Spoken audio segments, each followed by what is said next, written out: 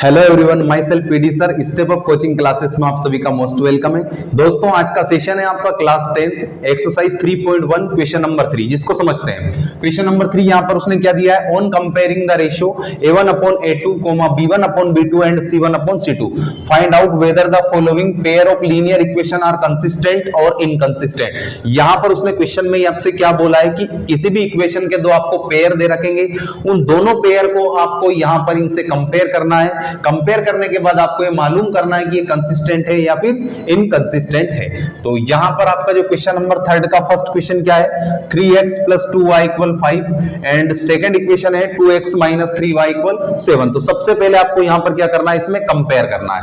तो कंपेयर करेंगे, a1 equal आपका कितना आ जाएगा 3 एंड b1 इक्वल आपका है 2। इसी टाइप से आपका c1 इक्वल कितना आ जाएगा 5 आ जाएगा। a2 इक्वल आपका यहां पर कितना है 2 एंड b2 इक्वल आपका है -3। ये माइनस का थोड़ा ध्यान रखना। इसी टाइप से एंड c2 इक्वल आपका कितना है 7 आ जाएगा। तो यहां पर a1/a2 इक्वल 3/2। a1/a2 आपका कितना आ गया 3/2। इसी टाइप से b1/b2 इक्वल 2/-3। ये b1/b2 आ गया। और यहां पर लिखेंगे c1/c2, तो c1 आपका 5 और c2 7। तो यहां पर आप देख रहे हैं a1/a2 is not equal b1/b2। a1/a2 के इक्वल नहीं है b1/b2। तो यहां पर आप लिखेंगे therefore a1/a2 is not equal b1/b2। ठीक, जब भी ये बनता है तो यहां पर क्या आ जाता है, लाइंस आर इंटरसेक्टिंग। कौन सी आ जाती है, लाइंस आर इंटरसेक्टिंग। जब भी आपकी लाइंस आर इंटरसेक्टिंग बनती है तो वहां पर जो आपकी इक्वेशन होती है वो इक्वेशन क्या हो जाती है, कंसिस्टेंट हो जाती है। तो यहां पर आप लिखेंगे इक्वेशन आर कंसिस्टेंट। तो जो आपकी इक्वेशन हो गई वो किस टाइप से हो गई, कंसिस्टेंट हो जाती है। क्लियर। इसी का क्वेश्चन नंबर 3 का सेकंड क्वेश्चन क्या है, 2x - 3y = 8 and 4x - 6y = 9। तो यहां पर भी कंपेयर करेंगे, a1 = 2 एंड b1 = -3। इसी टाइप से c1 इक्वल आपका कितना आ जाएगा 8 आ जाएगा। a2 इक्वल आपका है 4 एंड b2 इक्वल -6। इसी टाइप से आपका c2 इक्वल कितना आ जाएगा 9 आ जाएगा। तो यहां पर लिखेंगे a1/a2, तो a1/a2 कितना है 2/4। इसको दोनों को 2 से कट करेंगे, 2 1 = 2, 2 2 = 4।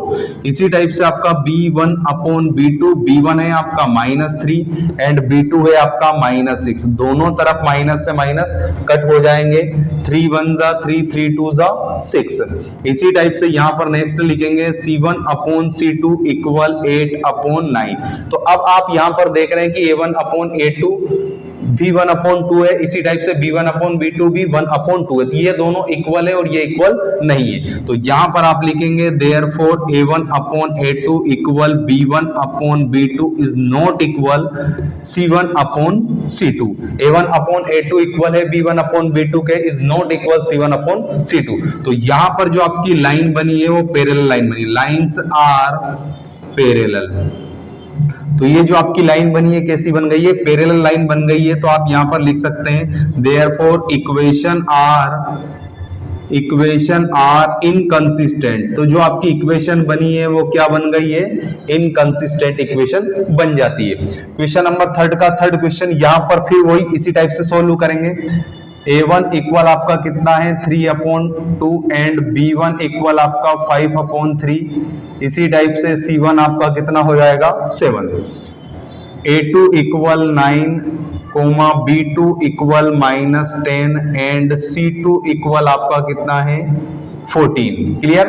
तो यहां पर लिखेंगे a1/a2 इक्वल, a1 कितना है आपका 3/2 और a2 है आपका 9, और 9 के अपोन में कुछ नहीं है, मींस क्या है 1। और यहां पर आपका एक रूल काम करेगा, डिवाइड का उल्टा क्या हो जाता है, मल्टीप्लाई। तो 2/3 इंटू 1/9। आप इसको कट कर सकते हैं, 3 3 = 9। तो ऊपर आपका 1 और यहां पर 3 2 = 6। तो a1/a2 आपका कितना आ जाएगा 1/6। इसी टाइप से अब नेक्स्ट क्या निकालेंगे, b1/b2। तो b1/b2 इक्वल 5/3 और उसके अपोन में आपका जाएगा -10 और 10 के अपोन में कुछ नहीं है मींस 1। फिर यहाँ पर डिवाइड का उल्टा मल्टीप्लाई करेंगे 1/-10, 5 से इसको कट करेंगे 5 2 जा 10, तो ऊपर आपका कितना है 1 और 3 2 जा -6, तो b1/b2 आपका -1/6 आ जाएगा। इसी टाइप से c1/c2, तो c1 आपका कितना है 7 और C2 आपका कितना है 14 आ जाता है, तो 7 1 जा 7, 7 2 जा 14, तो यहां पर आपका C1/C2 क्या जाता है 1/2। अब आप यहां पर देख रहे हैं A1/A2 1/6 से, B1/B2 -1/6 से, तो ये माइनस का, इसलिए ये दोनों भी इक्वल नहीं है। तो यहां पर आप क्या लिखेंगे, therefore A1/A2 is not equal B1/B2। जब भी इस टाइप का बनता है तो लाइन क्या बन जाती है, इंटरसेक्टिंग बन जाती है, लाइंस आर इंटरसेक्टिंग। तो आपकी जो इक्वेशन है वो इक्वेशन क्या बन जाएगी, इक्वेशन आर कंसिस्टेंट। तो जो आपकी इक्वेशन है क्या बन जाएगी, equation are consistent, equation are consistent. इसी के साथ आपका क्वेश्चन नंबर 3 के फर्स्ट, सेकंड और थर्ड क्वेश्चन कंप्लीट हो जाते हैं। फोर्थ और फिफ्थ क्वेश्चन को समझते हैं। क्वेश्चन नंबर 3 का फोर्थ क्वेश्चन है आपका 5x - 3y = 11 and -10x + 6y = -22। तो यहां पर सबसे पहले कंपेयर करेंगे, a1 इक्वल आपका कितना आ जाएगा 5 एंड b1 इक्वल आपका कितना है -3। इसी टाइप से आपका c1 इक्वल कितना आ जाएगा 11 एंड a2 इक्वल आपका -10, b2 equal +6 and c2 equal -22। तो यहां पर a1/a2 इक्वल 5/-10। अब यहां पर आप देख रहे हैं दोनों तरफ 5 से कट जाएगा, 5 1 जा 5, 5 2 जा 10। इसी टाइप से b1/b2 इक्वल, b1 आपका -3 एंड b2 आपका 6, तो 3 1 जा 3, 3 2 जा 6, ये दोनों भी ऊपर नीचे कट जाएंगे। इसी टाइप से c1/c2, तो C1 आपका 11 एंड C2 आपका -22, तो 11 से आप कट कर सकते हैं, 11 1 जा 11, 11 2 जा 22। तो अब आप यहां पर देख रहे हैं तीनों के जो रेशियो है वो इक्वल है, तो यहां पर आप लिख सकते हैं therefore A1/A2 equal B1/B2 equal C1/C2। तीनों जब आपस में इक्वल हो जाते हैं तो यहां पर आप लिख सकते हैं लाइंस आर कोइंसिडेंट। तो यहां पर आपकी जो लाइन बन जाती है वो कोइंसिडेंट लाइन बन जाती है, और जब भी आपकी कोइंसिडेंट लाइन बनती है तो वहां पर जो आपकी इक्वेशन बनती है, इक्वेशन आर कंसिस्टेंट। तो वहां पर जो आपकी इक्वेशन होती है वो कंसिस्टेंट हो जाती है। क्लियर। थर्ड का फोर्थ क्वेश्चन क्या है, 4x/3 + 2y = 8 and 2x + 3y = 12। तो यहां पर कंपेयर करेंगे, a1 = 4/3 एंड b1 = 2। इसी टाइप से c1 इक्वल कितना 8 and a2 equal 2, b2 equal 3। इसी टाइप से आपका c2 इक्वल कितना आ जाएगा 12 आ जाएगा। तो यहां पर लिखेंगे a1/a2 इक्वल, a1 कितना है 4/3 एंड a2 आपका कितना है 2, और 2 के अपॉन में कुछ नहीं, मींस क्या है 1। डिवाइड का उल्टा आपका क्या हो जाता है मल्टीप्लाई, तो यहां पर इसको पलट देंगे 1/2 हो जाएगा। 2 2 जा 4, यहां पर मल्टीप्लाई करेंगे 2 1 जा 2, 3 1 जा 3, तो a1/a2 आपका कितना आ जाता है 2/3। इसी टाइप से b1/b2 इक्वल कितना है 2/3। नेक्स्ट आपका कितना है c1/c2, तो c1 आपका 8 एंड c2 आपका कितना है 12, 4 2 जा 8, 4 3 जा 12।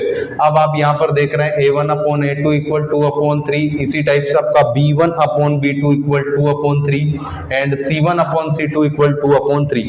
तीनों के रेशियो आपस में इक्वल आते हैं, तो यहां पर आप लिख सकते हैं therefore a1/a2 equal b1/b2 equal c1/c2। तो यहां पर जो आपकी लाइन है, लाइंस आर कोइंसिडेंट। तो जो आपकी लाइन है वो कोइंसिडेंट हो जाती है, इसलिए आप लिख सकते हैं देयरफॉर इक्वेशन आर कंसिस्टेंट। तो जो आपकी इक्वेशन होगी वो कंसिस्टेंट हो जाती है। इसी के साथ इसका क्वेश्चन नंबर 4 समझते हैं।